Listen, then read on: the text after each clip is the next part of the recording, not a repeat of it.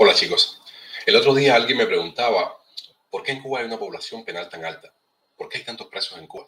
Con casi 1000 presos por cada 100.000 habitantes. Evidentemente habrá que buscar todas las razones en la criminología, en la sociología, pero una de las razones, creíamos nosotros, y creo yo, sin duda, eh, de por qué hay tantas personas en reclusión, en las prisiones en Cuba, es la criminalización de determinados comportamientos que solamente podrían ser delito en un país como Cuba.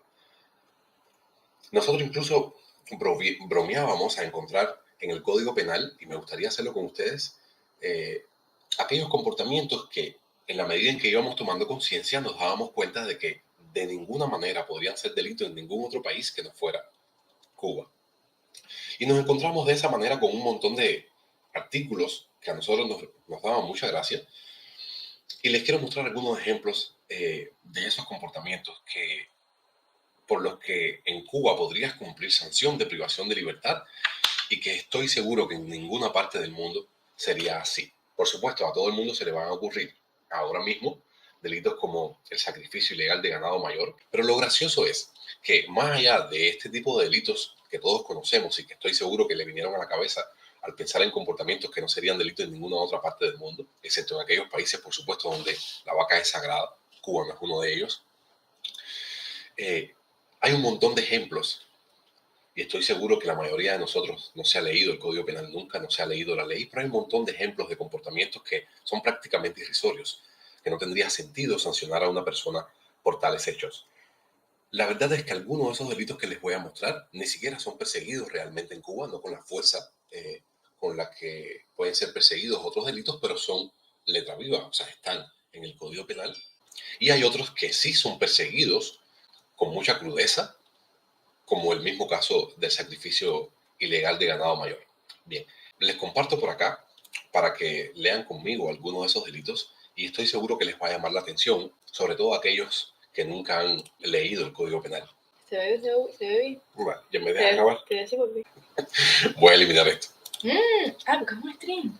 Leamos juntos entonces el artículo 270, que es el primer ejemplo que les quiero poner. Expresa el artículo 270. Quien públicamente denigre o menosprecia a las instituciones de la República de Cuba, a las organizaciones políticas de masas o sociales del país, incurre en sanción de privación de libertad de 2 a 5 años o multa. Les he marcado aquellos elementos del tipo penal que nos parece irrisorio. Menospreciar a las instituciones de la República de Cuba puede acarrear una sanción de 2 a 5 años de privación de libertad. Pensemos en las instituciones de la República de Cuba. Pensemos en las organizaciones políticas de masas o sociales del país. Estamos hablando, señores, de CDR, estamos hablando de CNC, estamos hablando de la Asamblea Nacional del Poder Popular. Está haciendo definitivamente referencia a algo que tiene que ver con el criterio de cada persona. Menospreciar es tener en menos, es ofrecerle menos valor a algo de lo que tiene o de lo que pudiera tener. Es prácticamente ridículo que la ley se permita establecer un marco de sanción de 2 a 5 años de privación de libertad. Si un cubano tiene la idea de que la Asamblea Nacional del Poder Popular no les representa, no cumple las funciones para las que fue creada, no representa los intereses del país, no representa los intereses del pueblo, pudiera encontrarse inmerso en la letra del artículo 270, el acto de menospreciar a cualquiera de las instituciones del Estado, el acto de denigrar, el acto de menospreciar a cualquier organización de masa o social del país, pudiera implicar una sanción como esa. Imagínense, si este fuera un artículo que los comunistas quisieran comenzar a usar, créanme que esa población penal aumentaría considerablemente, porque está, repito, tratando de juzgar, la ley está tratando de sancionar una cuestión que es meramente el criterio de una persona, el valor que particularmente cada persona le ofrece a una organización, el valor que particularmente uno como ciudadano del país se le puede ofrecer a aquellas instituciones que lo representan o no. Por eso decía, si uno como cubano, si cualquier cubano considerara que la Asamblea Nacional del Poder Popular tiene poco valor, pudiera haberse inmerso en la letra del artículo 270. Es un ejemplo de lo ridículo que puede llegar a ser un Estado totalitario. Otro ejemplo es el artículo 274. Artículo 274.1. Los promotores, organizadores o directores de una asociación no autorizada para constituirse, incurre en sanción de privación de libertad de 6 meses a 2 años o multa. ¿Qué asociación está autorizada en Cuba para constituirse? ¿Cuáles son las organizaciones que el Estado comunista permite constituirse? Solamente aquellas que representan a la ideología comunista.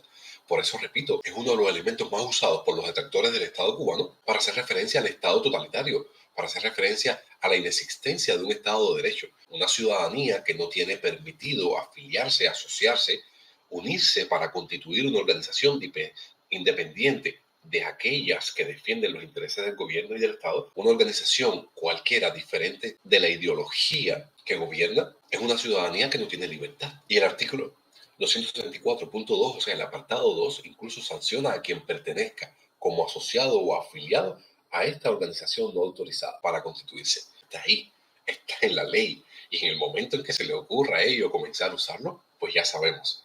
Pero nos da la idea de hasta qué punto el gobierno cubano ha pretendido controlar la sociedad cubana, ha pretendido controlar hasta los elementos más básicos de la vida cotidiana del cubano, como es asociarse a aquellas personas que tienen los mismos intereses que uno, como es unirse a aquellas personas o a aquellos grupos de personas que buscan un objetivo común. Otro ejemplo que les pudiera gustar y que quizás es uno de los artículos que más se puede polemizar o discutir es el artículo 283, salida ilegal del territorio nacional. Regula el artículo 283.1, quien sin cumplir las formalidades legales salga o realice actos tendentes a salir del territorio nacional incurre en sanción de privación de libertad de 1 a 3 años o multa. Por la condición de isla, he escuchado en otras ocasiones a algunas personas decirme, bueno, es importante regular las personas que salen del país porque no tenemos frontera con otras personas. Por tanto, no podemos tener un tratado de libre circulación como existe en los países que forman parte de tierras continentales, los países que tienen fronteras unos con otros, y lo normal sería que se tuviera un control sobre las personas que salen y entran del país. Sobre las personas que entran es completamente comprensible. Es importante para cualquier Estado tener un control absoluto de las personas que están entrando al país. De hecho, las consecuencias de no saber eso las estamos viendo en los Estados Unidos. Pero las personas que salen del país, no estamos hablando de un control administrativo, no estamos hablando de un interés del Estado en materia administrativa de saber quién se va. O sea, estamos recordando que es un delito intentar salir del país. Salir o intentar salir del país de forma ilegal no solo violenta determinadas normas administrativas, digamos porque no tienes las autorizaciones correspondientes. No, es que es perseguido penalmente, es que puede ser sancionado penalmente y estoy seguro que aquí sí conocemos a unos cuantos. Estoy seguro quizás no sancionados, porque hace algunos años que el gobierno cubano no sanciona como tal, mientras no haya ocurrido otro delito en el proceso de salir del país, no sanciona como tal a aquellas personas que han intentado irse del país. Sí han tenido que pasar días en un calabozo, sí han estado detenidos, incluso en algunos casos han tenido incluso que nombrar abogados, pero está en la ley. Es uno de los delitos que no tienen ningún sentido solamente en un Estado totalitario. Incluso en el apartado 2 del artículo 283 se sanciona a quien preste ayuda material, ofrezca información o facilite de cualquier modo la salida ilegal de personas del territorio nacional. Significa el acto de ofrecer alguna información que pueda ayudar a esa persona a intentar salir del país ya es sancionable por la ley.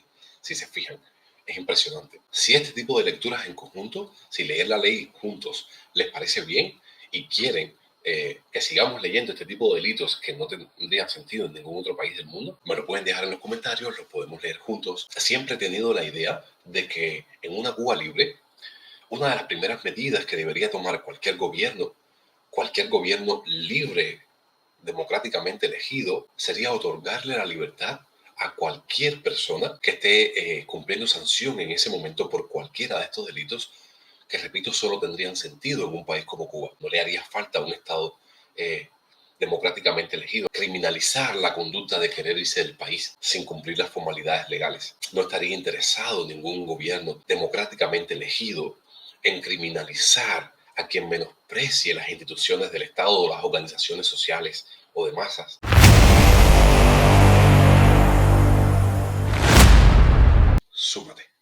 Súmate a esta comunidad, pequeñita, pero cada día somos más.